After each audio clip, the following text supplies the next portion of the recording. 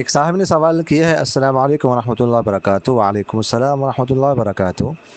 مفتی صاحب، ایک امام صاحب جن کی تنخواہ تقریباً 40,000 کے قریب ہے اور اس میں ان کی ضروریات پوری ہو جاتی ہیں، اور اس کے باوجود وہ زکوٰۃ فطرانہ یتیموں مسکینوں کا مال کھاتے ہیں، زکوٰۃ فطرانہ وغیرہ لیتے ہیں، ایسے امام کا کیا حکم ہے؟ کیا ان کے پیچھے نماز پڑھنا جائز ہے؟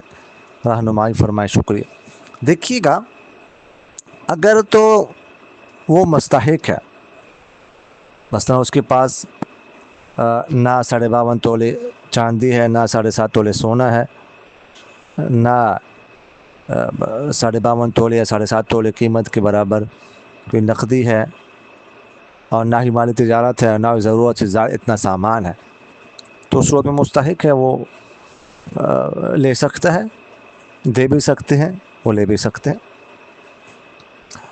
اور اگر وہ مستحق نہیں ہے، وہ لیتا ہے، پھر ظاہر ہے گناہ ہے، ایسا نہیں کرنا چاہیے۔